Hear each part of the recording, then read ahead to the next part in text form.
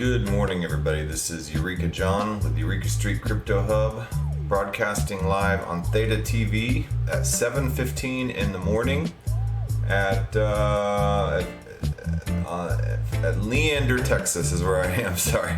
And it is June 2nd, 2021. And yep, this is my video blog, and I've been documenting my crypto experience every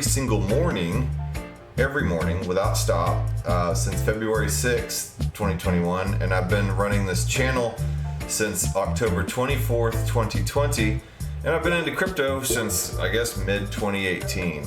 So, I'm not an OG, but I'm not exactly new either, so I'm still just learning something every single day, and I make it a point to try to have at least something to talk about every day and to learn something new every day. I believe we are all constantly learning and growing, and when you stop, you're dying. So that's my philosophy, I guess. I'm not sponsored by anybody. I'm not shilling anything. This is not here to teach you. I'm not your teacher, and I'm not your financial advisor, and this is not a dog and pony show either, so I'm not here to, I'm just this video blog. That's it. That's all it is. All right. So anyway, introductions aside, let's go over here to CoinGecko. Ta-da! Refresh this page and see where we are in the market as of June 2nd, 2021 at 7:17 a.m. Okay, Bitcoin price is $37,313.83. Still going sideways for the most part, between $35,000 and $40,000. All right, Ethereum, $2,719.32. Okay, sticking around that range as well. Tethered, stablecoin, whatever. Binance Coin, $391.77. Cardano, $1.77. And let's see, the Doge back up at 43 cents from dipping down to, I guess, about 30 cents yesterday. So it's up 35.5% in the past 24 hours. XRP fighting the SEC at $1.02. Polkadot 10.1% up in the past 24 hours at 24.46. USDC stablecoin. Uniswap 27.93. Chainlink $30.45. All right, and Bitcoin Cash 693.94. Internet Computer ICP Insane Clown Posse Clown Coin is $104.48. Litecoin 183.51. Polygon Matic $1.81. And Stellar 41 cents. Binance stablecoin $1. Solana 32.54. Ethereum Classic 67.94. VeChain 12 cents. And Theta Network at 7.85. All right, Theta Network's coming out with Theta 3.0 June 30th, so I think a lot of stuff's going to be going on with Theta the next month. And then we'll go down here to Aave 386.86. And what else do we have on here that I'm interested in? Celsius Network 724. I just recently closed out a loan I had on Celsius. I was basically just I bought a new car a while back, and I wanted to make sure my payment was low, so I put down a nice healthy down payment, and I borrowed against my Chainlink to do that, and I did it. Mission accomplished. I have a low payment, and I went back in and I paid back that amount, and what's done is done. And I used centralized crypto finance platform Celsius Network to my benefit, and it was kind of a pain in the butt at first because I had to go through, in order to close my loan, they hadn't built up the website and the app enough to where it was just kind of a one-click process. So I had to email in and get the loan close off quote and all that stuff, and that was kind of a laborious process, and it took like a week or almost 2 weeks of going back and forth. But finally, just before the day of when I was going to close out the loan with them, they implemented that update on their app to where it's just basically a one-click process. Do you want to close the loan? Yes, click here. Are the funds in your account? Yes, click here. Bam, done, closed. So easy peasy. So I would recommend Celsius to people. Anyway, yeah, so I was, driving home on my commute, and I was, talking to my parents, and, they were wondering about best ways to preserve, and I started preserve some money, especially with all this inflation going on. Let's see here. Fed plan $6 trillion. So I know that Joe Biden is putting out another plan right now. Biden's plan proposed $6 billion budget to boost. I hope this New York Times doesn't have a paywall here. To make U.S. more competitive, whatever that means.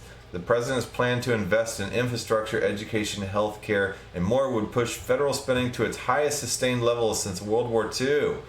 President Biden will propose a $6 trillion budget on Friday that would take the United States to its highest sustained levels of federal spending since World War II as he looks to fund a sweeping paywall. All right, so you get the gist of it. I don't need to read the whole damn article. All right, so yeah, and there's probably tons of other ones here, But basically, you get the gist. He's spending a ton of money, and already we've gone through several $1 trillion stimulus, helicopter airdrops to the entire general populace. We've seen the housing costs skyrocket. I moved in this house last July, and hey, how you doing, Randy? Thanks for jumping on again. Good morning. And I moved in this house last July, and already this neighborhood has gone up dramatically in home value. And somebody a couple streets over from me had a bidding war because they sold their house, and they sold their house for $115,000 over asking price, which is insane. People from California and New York moving here thinking our housing is cheap and stuff like that. But it's just, and then I work in manufacturing, and the cost of rubber and polyester and plastics and brass and you name it, everything is going up dramatically. I mean, I'm having to dole out all these price increases to all my customers, and they're not happy with me, and my deliveries are way down the road, and I'm turning away jobs and customers and projects and everything like that. And I'm saying, sorry, you seem like a great fit for our manufacturing plant, but we just can't take on any more capacity. Companies are booking months in advance. The supply chain is breaking down. I can't get containers. It's insane. So when you talk about this $6 billion budget, and then all the several $1 trillion airdrops that we've gotten in stimulus money, our dollar is being completely devalued. Hey, how you doing, 29 LHO6? Good morning.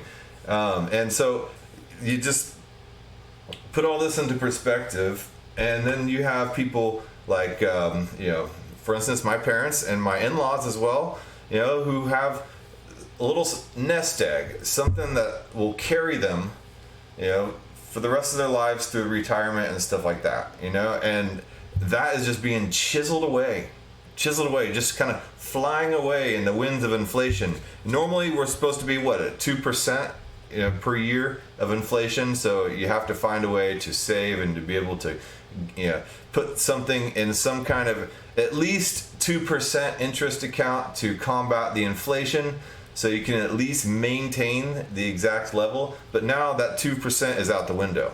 I don't know where we are right now. I mean, I'm not like an economist or anything, but I know that we're somewhere maybe around 10, 15. I don't know. We're approaching hyperinflation. Do I think hyperinflation is happening right now? That's debatable. But I think if it's not happening right now, it's very close. But it starts.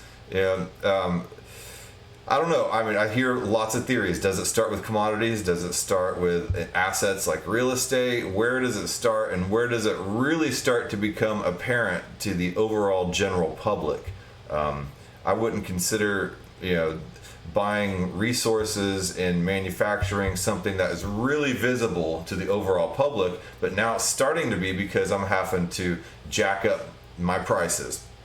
And then, for instance, like the Ford plant, I believe it's in Alabama, is basically closed right now because they don't have enough microchips to be able to install in the cars. So the used car industry is going through the roof. So if you haven't bought a car right now, it might be a good time to go ahead and get one. If you have a used car and you're thinking about trading it in, just hold onto that for a little while, I would think. I have my truck. I didn't sell my truck when I bought a new car. I'm holding on to it, and I'm glad I did. And then let's see what else. So I can't get containers. All plastics, rubber, brass, everything is going up. And it's becoming visible to the general public. For instance, I'm heavily involved in the RV industry. We make a lot of parts for that, and we're still able, fortunately, to supply a huge part of the RV industry. But a lot of the plants and the RV plants, we see a slowdown coming, but it's not a good slowdown. It's because RV plants are closing down because they can't get little crap like window sealers and stuff like that.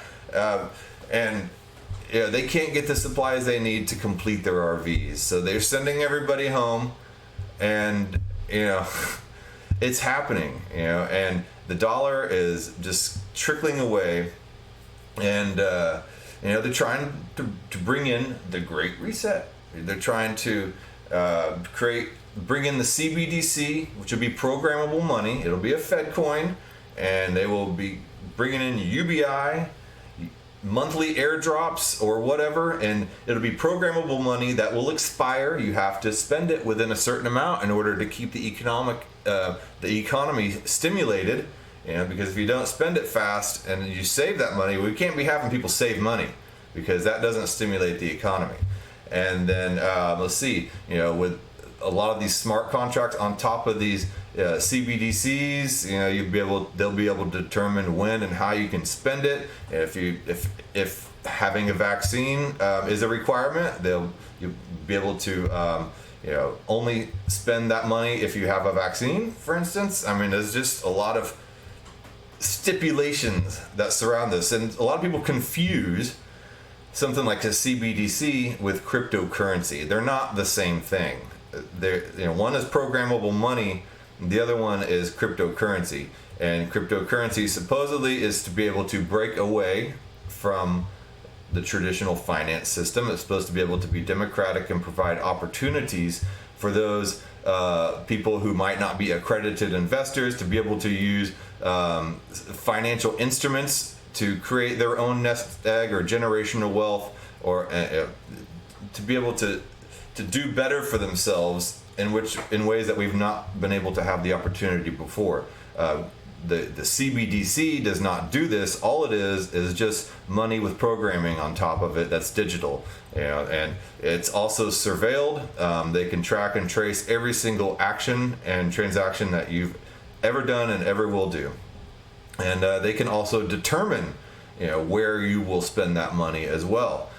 So interesting stuff, and I was trying to figure out and think, what would be wise to be able to advise somebody who, I guess, I'm kind of the exception, I guess, and some people that may listen to me that we're deeply researching this stuff, and we're trying to figure out creative ways of approaching this new technology.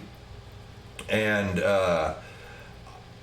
I can't in good conscience say, you gotta go put it into Ethereum and then lock that up in this DeFi protocol and get this APY, and then take that and leverage it out and then put it over in this other DeFi protocol and get, double APY. Then you grow that, and then you go over here and put it in the Theta token, because I know Theta's gonna totally go through the roof here after June 30th, and they're getting in bed with Samsung and Sony and Google. Wow, oh my God, it's gonna be huge. I can't in good conscience sit here and tell my parents or my in-laws or anybody to do that with their money. That even though I think it would be good for me, and that's how I am conducting my own finances. I'm not a financial advisor, obviously, and I'm just kind of poking around all this place blindly and kind of seeing what hurts. Ow! Oh, didn't like that. Let's go this way, and so I'm like, okay,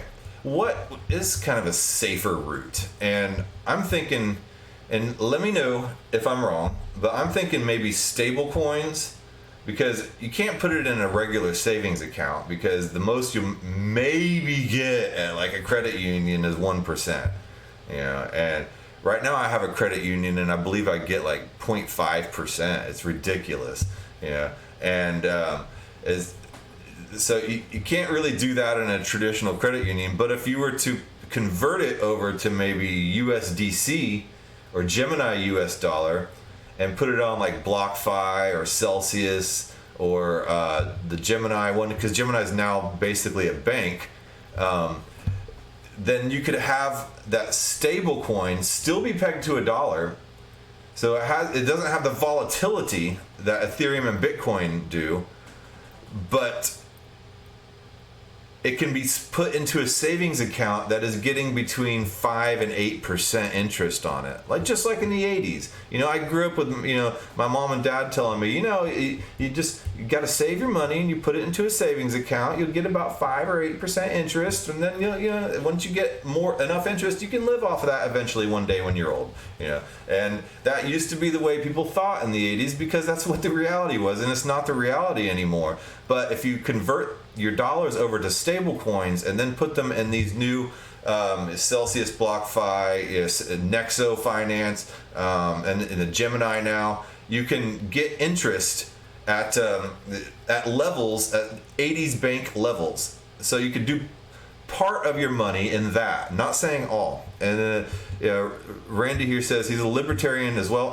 I consider myself a libertarian. I'm still kind of trying to wrestle with exactly what that means, because there's a lot of libertarian infighting about which libertarian philosophers they follow. And honestly, the only libertarian that I really know is Ron Paul, and so far I like everything he says. But he says he's looking at QuickSwap with stable coins. QuickSwap, isn't QuickSwap the DeFi platform that allows you to swap into the Matic network? I'll have to look into QuickSwap. But anyway, there are some decentralized finance protocols as well, like Curve Finance, and then I believe Yearn Finance has some good programs for stable coins. Aave, you can get good interest off of stable coins, and I think maybe Compound Finance. So there are some really good decentralized and centralized finance solutions for stablecoins. So stablecoins are still pegged to the dollar. There's still something that see here. Let's look at BlockFi, for instance, real quick. This is the most. This, I believe, BlockFi is probably the most standard and tried and true solution for. Bitcoin and stable coins and stuff in the cryptocurrency. At least they're kind of the centralized savings account, crypto savings account that's been around the longest that I know about. But it's really easy. It acts just like a bank. So if you're talking to somebody who's not really that familiar with cryptocurrencies, this would probably be like the most relatable to them. So it has a typical up to 8.6 APY on an interest savings account. You can swap back and forth between Bitcoin and a few other cryptocurrencies without doing too much damage. So if they're feeling a little adventurous, they could take some of those stable coins and put it into Bitcoin or Ethereum or maybe Chainlink or something, and then they can also borrow against it. And if they part of the way that the wealthy avoid taxes. Donald Trump, for instance, is they buy all these assets and then they just borrow against them and they live off that money. And when you borrow money, it's not taxed in the same way that it is as if you earn and you get capital gains. So they don't really cash out on their capital gains. They borrow against it, and I don't know what they do. Maybe they grow it somehow and then they pay back that loan and they live off the the profits from that and stuff like that. But either way, it's how they avoid taxes is because they're borrowing against their assets, and that's how the wealthy do it. I'm not that wealthy, I'm not wealthy at all. I'm living paycheck to paycheck in a way, and just kind of like dollar cost averaging and trying to build some wealth. But this one, I guess, is the most familiar as far as banks are concerned. Then there's Celsius over here. This is the one that I did my loan on to lower my car payment for my down payment, and then I paid back that loan. I borrowed against my Chainlink. So Celsius, I believe it's Celsius.finance. Let's see here. Maybe it's not .finance.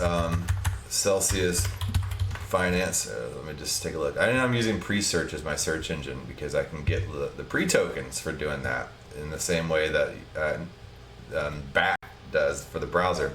Celsius.network, that's what it is. Unbank yourself. Well, it's basically a bank. It's just a crypto bank.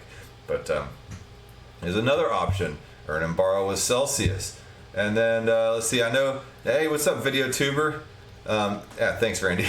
I know there's a lag between Theta Network and me broadcasting. And then Gemini, I believe, just got their licensing. They're basically their banking licensing. I think it's recognized in Wyoming or something. Gemini Cryptocurrency Exchange. They have a similar program as well, and they have their stablecoin GUSD. Let's see here. Products. See, I'm not as familiar with Gemini as I am the others, but they Gemini Custody, Gemini Earn. So this basically acts as a bank as well.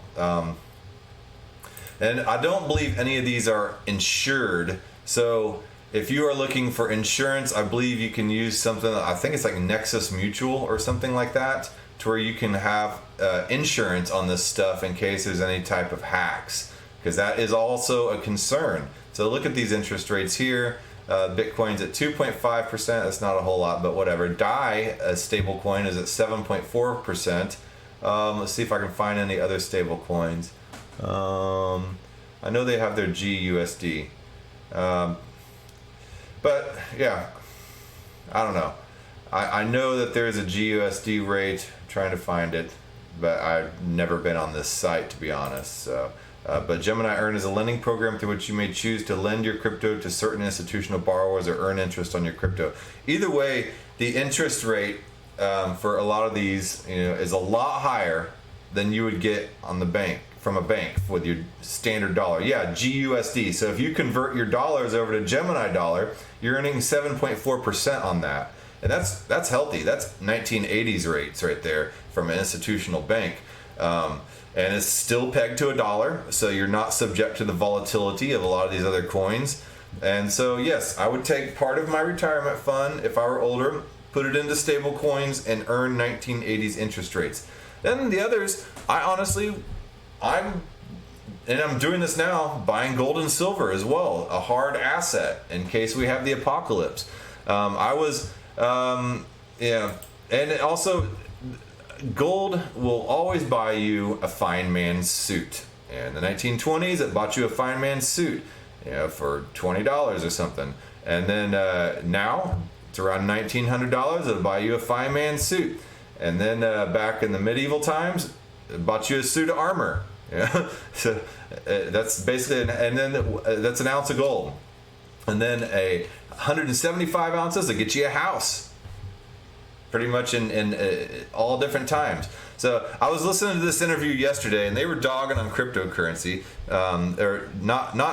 Rice here, he loves cryptocurrency. These two people, not so much. Lynnette Zang, I understand, because she works for ITM Trading, which is basically a precious metals dealer. And then Pimpy, I have no idea who he is, but whatever. Let's see. Let's go down to the 10 mark and listen to a little piece of this. And it got my gears turning about some of these arguments. They're basically saying that the institutions, they have planned all this, they know all this stuff, they are pumping up these cryptocurrencies and basically robbing us, getting us to spend our money on cryptocurrencies, and then they're gonna pull the rug out from under us with regulations. And in the meantime, while we're pumping all our money into cryptocurrencies, they're going to be buying up the gold and silver and all the actual sources of value. And then when they pull the rug on the cryptocurrencies from us, we're going to be left with nothing, and they will have all the assets. I have a different approach to that, but I want you to hear this first. Let's see here. Let's start here, I guess, and let's see what it sounds like. One of the first videos that I ever saw that you did, Lynnette, was you did this video showing some correlation between the history of when gold and silver went up versus our stock crashes. And you were saying, hey, everybody, what they do is they artificially pump up riskier assets, keeping everybody away from gold and silver. and then all of a sudden it just crashes. And the poor people who get caught up in the hype about the stock shooting up, they don't realize what's really going on. The elite are moving into the so-called gold and silver, while you're so hyped over, hey, this one asset that's going up, and then your money's in it, and then boom.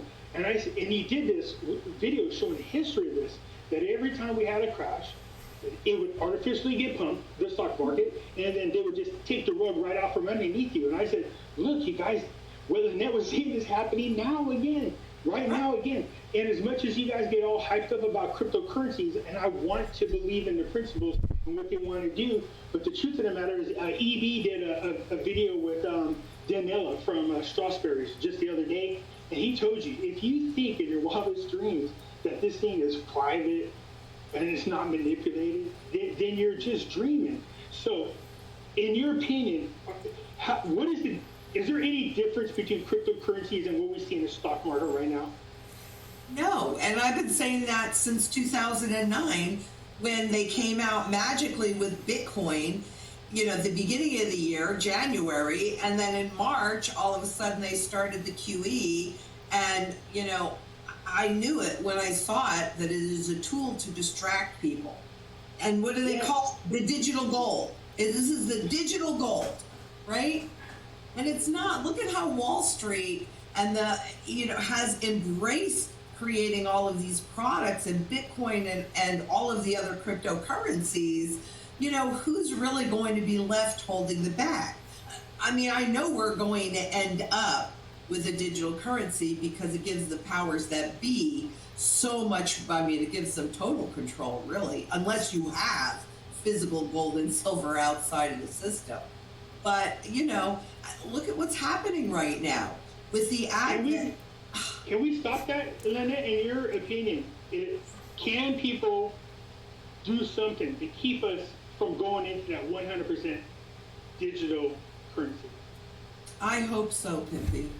I mean, it would take enough people standing up, but unfortunately, we've got more people that are willing to comply with whatever is being asked versus not complying. So, I see people just kind of going along with the show until you get enough people standing up. It's that simple saying that when enough people take a stand, nothing can stand against the people. I just don't feel like we have enough people to take a stand to be effective right now. And part of it's educating people, though. No, I think. Sorry. I was going to say, I'm encouraging people to buy as much physical gold and silver as possible so that they are outside of the system, so that if you want to prepare yourself to fight this, you need to have something outside of the system. Because if you don't, that means you're relying on a system. They're trying to put us in 100%. You can't fight. How are you going to fight? How are you going to fight? And let's take that one step further, because it isn't only gold and silver that helps you be out of the monetary system, but you also need to be as independent as possible. Look at what happened to the grocery stores. And food is the single biggest issue for people going through this. We got a little sip of that, but what, did the supply chains magically, heal again? No. No, it's not over. But what that goes back to your motto. What is your motto? Food, water, energy security, barterability, wealth preservation, community, and shelter. Okay. So yes, she makes a really good point. Hey, how you doing, Max Mason? Thanks for jumping on. But she makes a really good point that, we need a tangible asset, and there is a survivability aspect. Inflation is happening. They're talking about the supply chain. I'm seeing that firsthand in manufacturing and not being able to get the resources I am, and having to increase prices and pushing out delivery times and everything like that. But if you're constantly living as a survivalist, then you don't innovate or progress either. So it's kind of a dual tension, which is why I say, if I were older and living off of trying to stretch out my nest egg as long as possible, I would put some in stable coins and then earn the 1980s style interest on that. And I would put another part of it into gold and silver for specifically the reasons that they've outlined here. Now their arguments against cryptocurrency and the idea of, the government kind of pushing cryptocurrency on us as digital gold in order to be able to pull the rug out from us and steal our assets, I think that's flawed. And here's why: because they are thinking about cryptocurrency only in the way of it being digital gold and just a store of value and stuff like that. And they're just 100% comparing it to gold and silver. Cryptocurrency is not gold and silver. I don't think it's really trying to be gold and silver. There are ways of making cryptocurrency right now that are 100% private, and with the new Bitcoin Taproot upgrade, they're going to be using ring signatures in Bitcoin and implementing a lot of these op functions that will allow for a huge amount of privacy in Bitcoin. But on top of that, you have the pirate chain, you have Monero, you have Zcash, you have the secret network. You have a lot of ways in which privacy is being implemented and innovated into cryptocurrency. But my main argument is cryptocurrency is Web 3.0. It is basically being able to invest in the beginning of the internet. It's investing in technology. It's not investing in digital gold.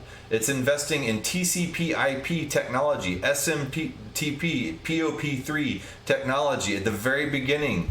And if we were able to monetize and invest in that in the early 90s, then if the person that invented that stuff was able to invest it and make money off of that, they would be the richest person in the world nowadays. Well, now we're being given the opportunity to invest in these things and to invest in the infrastructure and framework of decentralized finance. And not only decentralized finance, but decentralized marketplaces, IoT devices, and all types of stuff. We are being able we're being able to be public participants in this burgeoning technology, in this nascent technology, to be able to invest in that and make money off of it by being stakeholders and by staking our coins and being able to participate in the system by being able to secure the networks. That's what they don't understand. All they're doing is comparing it to gold and silver, and they're not understanding the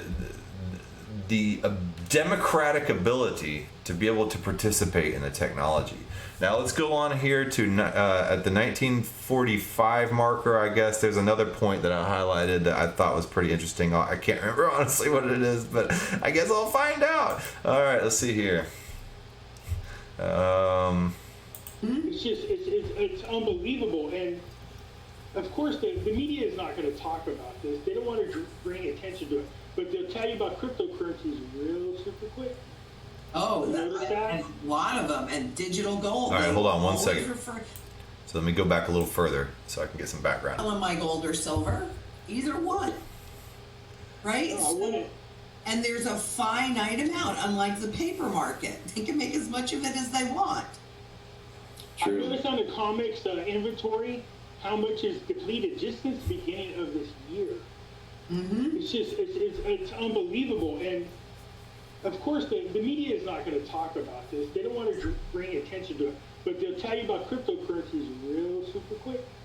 Oh, and a lot of them, and digital gold. They will always refer. If gold is so worthless, why are you talking about digital gold? We've been trained out of it, but it's in our vernacular. Good as gold, the goose with the golden eggs, digital gold. It's... Nothing beats the real thing. Exactly. I have a question for you, Lynnette. So there's so much chitter-chatter going out there about Basel III. Yes. And if you think about all the debt that's on the books, and we know the ECB, which is the European Central Bank, is on the verge of collapsing. So if the Great Reset is going to be successful, they cannot afford for the European Central Bank to collapse. If it does, it's over for the whole entire planet, for the rest of the world. So my thought is this: with the ECB struggling and the credibility of central banks, really nobody has any faith in them whatsoever. With all the debt that they've taken on, in your opinion, with Basel III coming, do you think we will see a revaluation of gold? This is a hard one. I think they're going to postpone it. I think they're going to postpone it because it would collapse it would collapse all of the markets. I mean, the LBMA and the World Gold Council sent this letter, to the BIS. You can't do it because of this and all of the reasons. I don't know, man. She's going off now on a really difficult question about them revaluing gold. But basically, they were talking about silver and gold, and specifically silver scarcity. And they make a really good point that they are pushing the crypto versions of this stuff. So I wouldn't be well-rounded in my perspective, I guess, if I did not look at the criticisms from a sober point of view and really take them into consideration, and just kind of try to look at cryptocurrency from all angles. And that's what this show's about. It's about cryptocurrency, the good and the bad, and trying to approach it from the best way possible. And then when I'm thinking about people trying to stretch out their nest egg as much as possible, my conclusion is I would have a little to live on, and then I'd do gold and silver, and then I would put the rest in stable coins, and then put them on some of these maybe some decentralized protocols with some insurance, because you can get insurance on those. But then also things like Celsius and BlockFi and Gemini and Nexo Finance and stuff like that. Let me know if you have any questions, or hit me up in any comments, and let me know what you would do if you've thought about stuff like that, about how to advise somebody or stretch out your own nest egg and stuff like that, just to live on. Say you lost your job and you had to live on a nest egg, or are you in retirement? Are you going towards retirement? What are your thoughts on this? I'm really honestly curious, because I'm reaching in the dark myself trying to figure this out. It's kind of been a little bit of a longer show today.